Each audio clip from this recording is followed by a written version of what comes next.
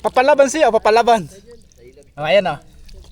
Pero yung ganito klaseng mga alimango, hindi siya kasing bagsik ng mga native na alimango na tinatawag na pulahan. Ito yung mga bulik. Kaya yan yung mga alimango. Ayan. Kakapit na lasa lambat. At ito yung isa. Ayan. Kakapit sila, yun ang laki. Ayan o. Kakapit, dami. At ito yung isa, hulihin natin na yan. Nakakita nyo ba itong isang tray na alimango na to? 5 buwan yung inalagaan. 4 months lang inalagaan to, pero ang lalaki oh. Itong mga alimango na to ay tinatawag nilang bulik. Hindi ito yung native na talagang sa ilog lang nahuhuli. Ito yung inaalagaan sa loob ng 4 na buwan dito sa palaisdaan ni Tatay Rodel Santos. Ayan. Samahan nyo kami ni Alpax TV na humuli ng mga alimango sa palaisdaan ni Tatay Albert Bole? Rodel Santos. Ito. Ito ang alimango. Ang lalaki oh. Susubukan natin ngayon humuli ng ganito kalaking alimango.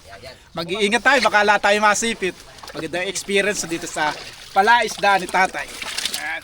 Ang hulog sa palaisdaan ni Tatay dito ay mga banami. Hinuli na nila ito, hinarvest na nila to dahil sa susunod na linggo ay may malaking high tide. Delikado po yun na kung sakaling masira itong palaisdaan, may posible pang wala itong mga hulog nilang mga alimango at hipong, kaya aanihin na natin ngayon dito sa kanilang palaisdaan. Ayan, magandang araw po sa inyo lahat. Ready na tayo para lumusong doon sa palaisdaan. Ito na yung gagamitin natin na pamango, panali doon sa mga alimango. At dito natin sa cooler o styrofoam natin ilalagay yung mga alimango mahuli natin. Malayo lang at di makikita, pero yung mga alimango nakita mo, mga nakagataw sila doon sa puti, kaya mas madali na itong hulihin. At siguradong mahuli natin gamit lang itong mga kamay natin. Ito kasama natin ngayon si Kuya Raymark. Ito yung kasama natin manghuhuli ng mga alimango doon sa mga lanado sa ibaba ng palaisdaan. Samahan nyo kami at sana hindi kami masipin ni Kuya. Ayan, panoorin nyo po kami. Itong gantong klaseng mga alimango ay tinatawag nilang mga bulik. Katulad nito, ito laki oh. Ayan oh. Papalaban siya, papalaban. Ayan oh. Pero yung gantong klaseng mga alimango, hindi siya kasing bagsik ng mga native na alimango na tinatawag na pulahan. Ito yung mga bulik. Kaya hindi, ingat-ingat pa rin tayo kahit na hindi gano'n siyang mabagsik. Pero palaban siya oh. Ayan na. Hindi daw mabagsik eh. Ayan na. Ito. Ay. Tata tayo, tara. Parang mo dos pakirit. Hindi. Ako lang yun. Hindi daw mabagsik. Pero natatakot. Ayan na. Oh. Di ba oh? Itong mga alimango na huli natin, inalagaan lang nila sa loob ng 4 na buwan. Maganda lang nga po at medyo nakabuhay sila. Basal po itong pag-harvest nila ng mga alimango, kaya marami tayong nakikita. Medyo mahirap din pong simutin itong gantong klaseng mga alimanguhan dahil iba mga nakabaon sa putik at mga naglulungga. Abutin sila dito ng mga ilang araw bago tuloy ang masimut lahat ng alimango naririto. Ano? Mamaya pa mo. Dahil ayungin no. May nakaya tayong alimango doon, lumubog. Susubukan natin kapain yung alimango lumubog doon. Tara, huwag sana tayo masipit. Tara po sa akin. Dali.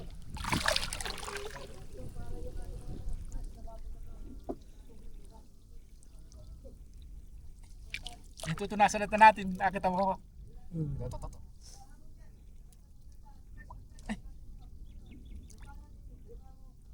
Ito. Ito. Dahan.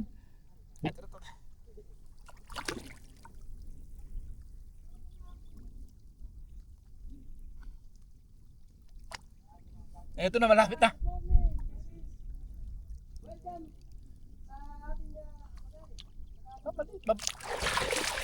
Ito yung nahuli natin. Hindi ito yung atin talagang hinuhuli. Nando doon pero kakapain pa natin. Tatalian natin yung nahuli nating alimango. Hindi ito yung nakita natin kanina, malaki yung nakita natin. Pero tatalian muna natin.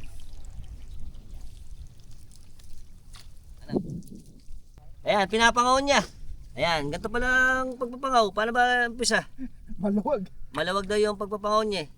Para hindi makapanipit, kailangan ipangaw. Alright, very good. Alright. O, naka one down na si Parang Joben. Ito na. Ayan, nakapangaw na. Tapos ilalagay niya Oh, rito. eto na, lagyan natin dito. O, yun na. Okay na. Natin dito. Eto, yun o, Okay laki na. yun o. Eto. O, ito po. Eto, Laki laang. Yan naman o. Big alimango. Ang laki. Pagka, Nasipit ang ilong. Laki. Pagka Ito, buhay, ganitong babae, tuyo oh, na, babae. yung tuyo ng Ito po ganito, dito. kasi Pagka pagka yung nagkakataw sila. medyo mainit na yung tubig, umiinit din yung lupa. Kaya yung mga alimango, gumagataw. O eto, Saan ba ilalagay dito? papangawin pare. Ha? Idol, pangawin mo. Hindi daw siya nagpangaw. Pangawin mo, mangawin. Eto. Ayan o. Natin dyan. Hintayin natin yung mga expert talagang mga pa dito. Hanap tayo ng malaki. Papangawin. Magsisipitan kasi pag hindi pinangaw eh. Malulugas. Eto. Medyo mabagal tayo magtali o magpangaw nitong mga alimango. Kasi kailangan din natin na mag-ingat. At kaya kailangan din maingat din sa pagpapangaw dahil baka malugas yung mga galamay at sipit kasi pagka natanggal na yung isang sipit o mga galamay ng alimango, nagiging low quality ang alimango at namumura. Pero pagka ang mga alimango ay kumpleto sa galamay at mga sipit, lalo na gantong mataba at mga babae, sigurado maganda ang presyo ng gantong mga alimango. Pindutin mo na. Kasama Marami, natin si Idol Papirit. Yan. marami pang alimango. Ay, ito, dami oh. Ito, Idol. Dapat kasi pagka sa nag-harvest na ganito, mas marami yung nagpapangaw ng alimango kaysa doon sa nangangapa. Kasi hindi ka pwedeng mangapa ng alimango kung sasabayan mo siya ng pagpapangaw. Dapat kung sakaling merong mga tigakapa, meron ding mga tigapangaw. Parang Joben, hindi nga pala. Ang nahuli naman nating alimango ngayon ay lalaki oh. Malaki ang pagkakaiba ng mga lalaki. Pagka daw nakikita mo yung mga nasa gitna ganyan at patulis yung kanyang hugis, lalaki yan. Pero pagka pabilag yung tinatawag nilang tapis, ay ibig sabihin nun ay babae.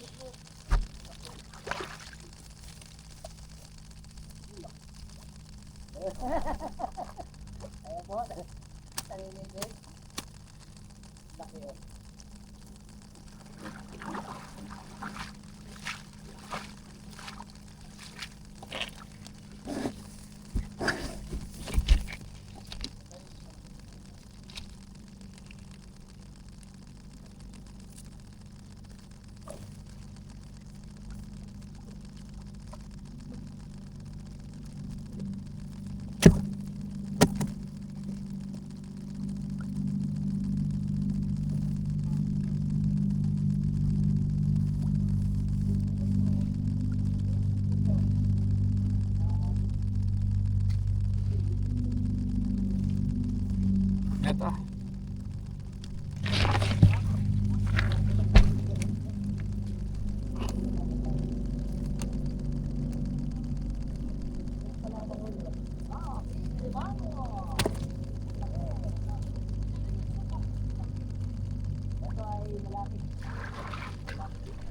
Ito na, pangaw na natin oh. Meron pang isa rito. Naku, nasaan yun? Papangawin natin isa-isa yung mga alimango kasi pagka hindi natin sila itatali isa-isa, may posibleng magsipit malugas o matanggal yung kanilang mga galamay at mga sipit, kaya kailangan pangawin isa-isa bago ilagay sa isang lalagyan.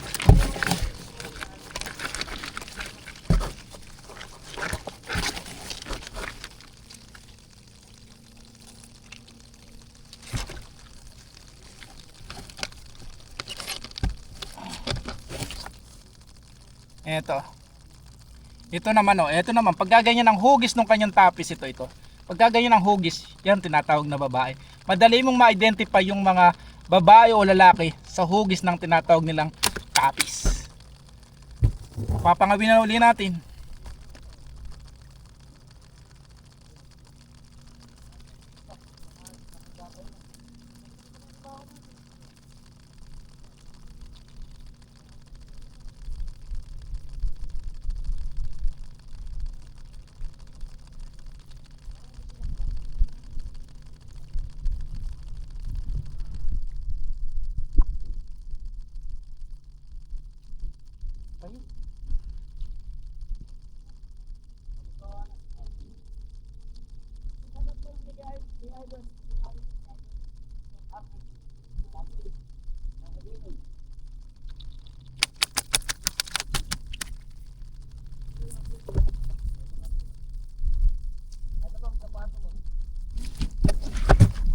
Ito na. Oh, eto ulit tayo. Magpapangaw ito, huli tayo ng mga alimango dito sa palaisdaan. Ang hulog nitong palaisdaan na to ay alimango at banami. Pinagsasama nila itong mga banami at alimango. Na kung sakaling walang nabuhay na banami, may aasahan naman silang mga alimango na pwedeng i-harvest kung sakali. Itong palaisdaan na to ay hinarvest na nila Tatay Santos sa kadahilangan sa susunod na mga araw o sa isang linggo may malaking tubig o may mataas na high tide. At kung sakaling ang high tide na ito ay matatapat sa Misigwada o malakas ang habagat, may posibleng umapaw ang tubig doon sa ilog papunta dito sa palaisdaan nila at posibleng makawala pa yung kanilang mga hulog o mga inimbes na mga alimango at hipon dito sa mga palaisdaan na to. Kaya inagapan na nila, inunahan nila ng pag-harvest na kung sakali man dumating yung sigwada, hindi na gano'n silang mag-aalala at hindi na masayang yung pinuhunan nilang mga pera dito sa kanilang palaisda. Pero dito mahuli ano. Kumaahon yung alimango, ayun pa, dami. Ayan o, kitang-kita mo na eh. Kitang-kita mo na eh. Kailangan talaga may tigapangaw ng matulin. Mga araw na nangangapa ako. Hindi ako natatakot dito kasi ngayon. Ang laki. Kasi pag gagantong walang tigapangaw, mahirap din. Kailangan talaga dalawa kayo. Ito naman yung mga isda na bihira mo nang makita dito sa aming sa bayan ng Malolos sa Karatig Bayan. Masarap tong isda na to at ito yung paboritong isda na ating pambasambayan na si Dr. Jose Rizal. Ito ang ayungin, no. Nakahuli po. Oh, ganda ubi. Dumarating yung mga panahon, no, sa pagdating ng panahon itong mga gantong klaseng mga ayungin ay unti-unti ring nauubos dito sa ating lugar. Hindi rin po natin alam kung ano naging dahilan kung bakit itong mga maliliit na isda na to at masasarap na isda na ayungin ay unti-unti lang nawawala dito sa aming lugar dito sa bayan ng Malolos. Masarap kasi itong ayungin na to, kakaiba yung lasa nila doon sa mga typical na mga isda tulad ng mga tilapia.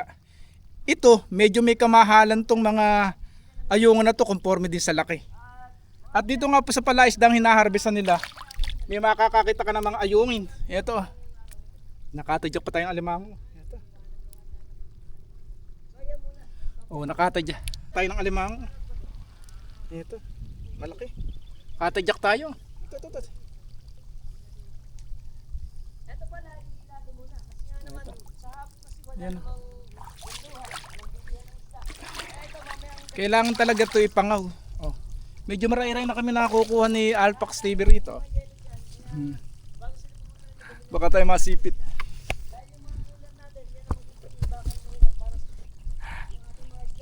Eto, papangawin ulit natin. yung lalagyan ng yelo para mapasort ang pagiging sariwa ng ating mga huli.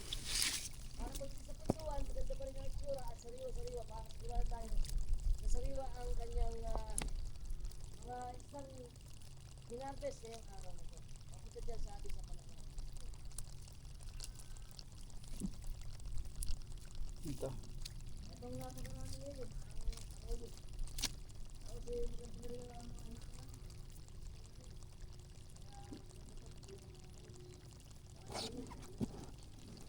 yung mga ating mga isang dagat na pinahuli dito sa ito.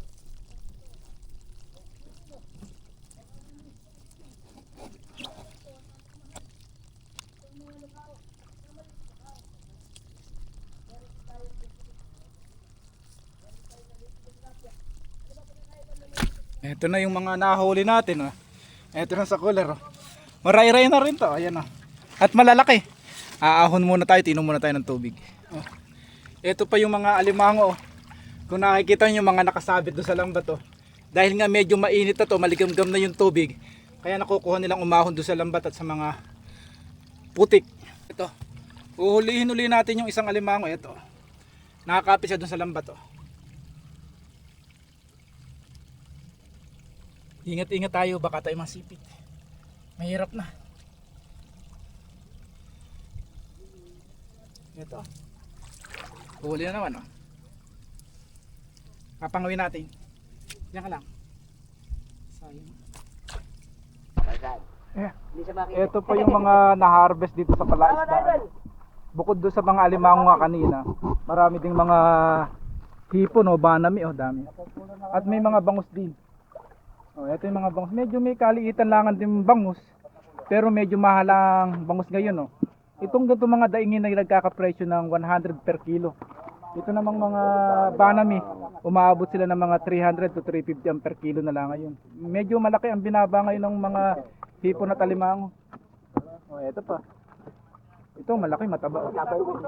Ang isa ring parang para malaman ng alimango kung mataba, miski hindi mo siya pigain, sa bigat ng alimango. Pagka medyo mabigat ang alimango na hindi naman ganong kalakihan, siguradong mataba ang alimango. Meron pa ka, lang kayo ito. Nini. Ito yung pinaka ko. Tayo. Lalo yung mga naririto mga hipon, yung iba, namumuti, yung hindi makukuha. Hindi mo ko, sayang. Musakas. Ano ba yan? Ano? Kasali ko Ito dyan. pa yung mga na-harvest nilang mga hipon, medyo marai-rainat eh. Kaso kailangan ito lagyan agad ng yelo.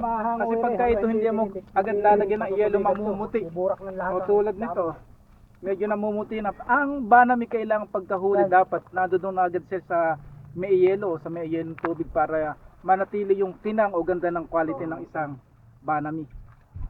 Eto na Huhuli tayo ng dalawang alimango. Medyo mainit na yung panahon kaya yung mga alimango umaahon dito sa putik mula doon sa tubig. Ngayon ay medyo mainit ang temperatura tsaka mainit yung tubig doon sa palaisdan. Kaya yung mga alimango, eto lang Huhuli tayo ng dalawa. Tara samahan nyo ko at sana wag tayo masipit.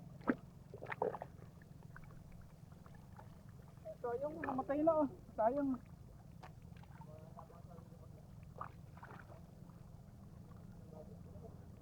Ako namamatay sa ilaw tayo. Sayang mo namamatay siya sa init. Sayang, ito katulad nito. Eto pa Kung kanina to ikinuha na baka sakaling buhay po, pero ngayon sayang namamatay.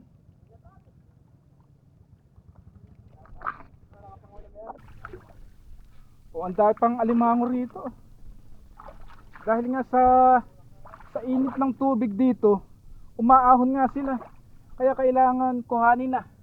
Kasi pagka ito ay hindi mo iisa-isahin kukuhanin, baka mamatay lang. Napakasayang. Medyo malaki pa naman ang puhunan. Sayang pagka namatay lang. Eto, tingnan, tulad itong isa na to. Nakandito lang siya sa may putik Nakabaon na, baka medyo nalalamigan siya.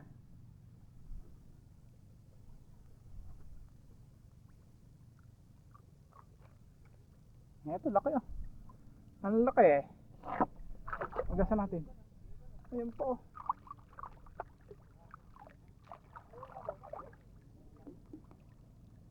Ayun pa isa lumalangoy Medyo humihina na yung mga alimango dahil nga sa tubig. Ito pa isa Tingnan mo na, nasa tubig na siya pero mahina pa rin.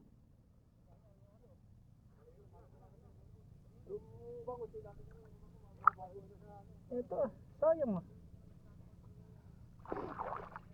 Hindi tuloy sila makasipit dahil nga medyo may pagkamahina na yung mga alimango.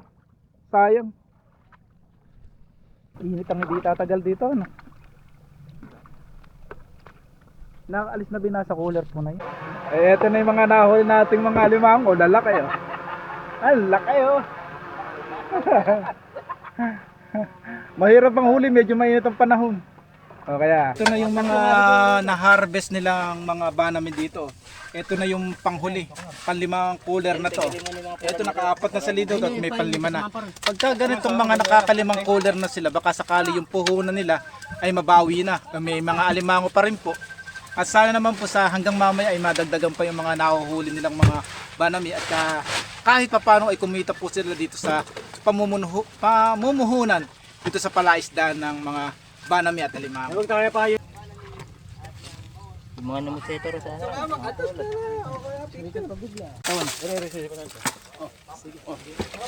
Papadala ka na agad ng yelo pa. Aray, dali mo na lito. Kulang lang sa pakain yung alimango, kaya namamatay. Sumagwang ka ron sa mabilis! Dili, nagwan, dili. Umupo ka kasi!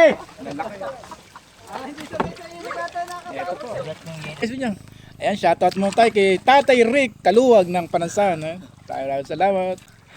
Medyo hindi tumatagal tong ating mga manguhuli dito, trabahador dahil sobrang init. Shoutout mo tayo kay Tatay, yung pangalan tayo. Jun Marquez. Kay Jun Marquez Panansan din, ng Panansan. Sana makayari po sila at makahuli sila ng marami. Ayan, nagkapasalamat mo tayo sa ating bossing na si Rodel ba? Hindi ako po yung anak ko. Si Rodel ano? Rodel Santos. Ayan, maraming po salamat tatay. Nabala pa namin kayo kahit pa. Walang problema. Maraming salamat. Ayan, kung nagustuhan nyo itong video namin, pakishare na rin po. Maraming salamat at God bless you po sa inyo lahat.